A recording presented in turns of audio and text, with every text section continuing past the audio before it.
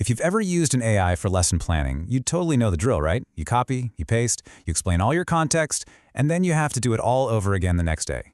But what if your AI actually remembered you? What if it knew your curriculum, your students, and your goals from one session to the next? Well, by 2026, that's not just a possibility, it's the new reality. We're talking about a massive architectural revolution in AI, and we're diving into it today. All right, so here's our roadmap. First, we're going to pinpoint exactly why the current copy-paste model is on its way out. Then, we'll explore the new AI architecture that's taking its place and see how it completely reimagines curriculum design. We'll even walk through how you can build your own AI copilot. Finally, we'll look at the teacher's new, evolving role and wrap it all up with an action plan you can literally start using today. Okay, so let's get right into it and talk about the problem that, let's be honest, we all face. We have these incredibly powerful AI tools, but so often they feel less like a smart assistant and more like a tool with a really bad case of amnesia. I mean, seriously, how many times have you had to re-upload your syllabus or remind your chatbot about the specific needs of your B1 level ESL students? It's just this constant, exhausting cycle of re-explaining, and it's a huge bottleneck to getting real work done. This right here, this visualizes the course shift perfectly. Back in 2023, we basically treated AI like an amnesiac. Every single chat was a fresh start, completely disconnected from the last one. But by 2026, we're moving to what are called persistent systems. Think of it as a personal guide with a continuous, long-term memory of your projects. The copy-paste era is officially coming to an end. So, how is all this happening? Well, this huge shift is driven by two core concepts working together: persistence and context awareness. Now, they might sound a bit technical, but I promise the ideas behind them are actually super intuitive. First up, we have persistent AI.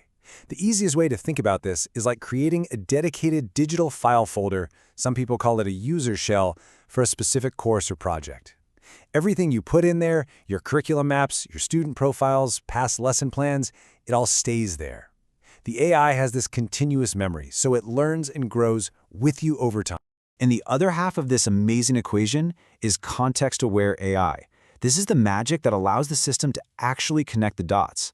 It doesn't just see your prompt in isolation, it understands it in relation to every single other document in that user shell. It knows the standards you're aligned to, the vocab words your students struggled with last week, and the professional context they're learning English for. And when you put those two things together, this new architecture changes everything. We're moving from session-based data to a long-term history. The curriculum is no longer some static syllabus, but what some are calling a dynamic accompaniment. And the teacher's role? It shifts from being the main source of information to becoming an experienced designer. The bottom line here is this: it's not just a new tool, it's a completely new way of working. So what does this actually look like for, say, an ESL teacher on a busy Tuesday afternoon? What are the real, tangible benefits when this new architecture is applied to curriculum design?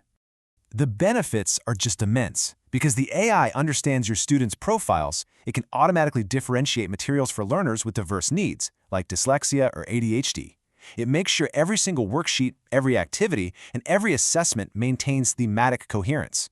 It can instantly align everything to standards like CEFR, suggest new activities based on past assessment data, and even generate culturally sustaining materials that really resonate with your specific student population.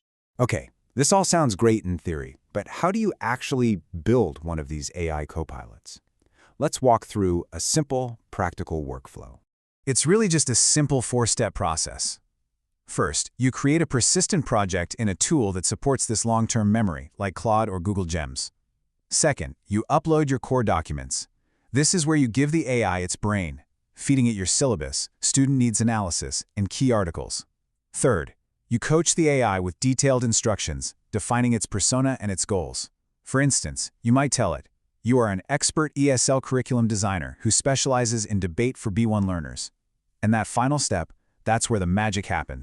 See, once that context is established, your interactions become incredibly powerful. This example from the Lingo Q system shows an AI looking up a phrase. But notice, it's not just some generic definition. The AI has captured the context from the user's work, which allows it to provide a response that is deeply relevant to that user's specific, real-world needs. And that's the absolute beauty of it. After that little bit of initial setup, you no longer need these long, convoluted prompts. You can just ask, "Design a 45-minute pre-debate workshop." The AI already knows your student's level, the topic of the debate from the syllabus you uploaded, and the pedagogical approach you prefer from your coaching instructions, All that crucial context is just baked right in.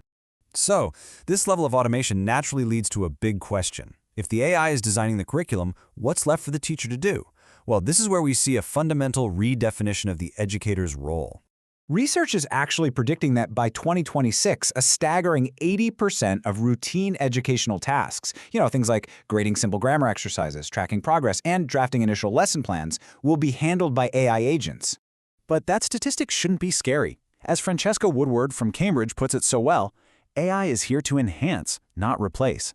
It can't replicate the empathy, the mentorship, or the responsive presence of a great teacher. You just can't automate a human connection. So the real takeaway here is this. AI takes on the administrative marathon. It handles the logistics and the paperwork.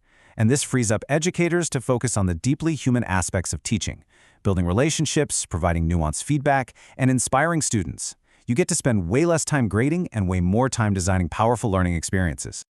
Now, 2026 might seem like it's far away, but the foundations for this shift are already here. So how can you start preparing for this new reality right now? Here's how you can start today. First, just start creating those persistent projects in your favorite AI tools. Think of it as building a dedicated digital workspace for each of your classes. Second, start gathering your core documents. This is the knowledge base you'll use to train your co-pilot. Third, practice writing detailed coaching instructions. Give your AI a role, a purpose, a personality. And most importantly, shift your mindset.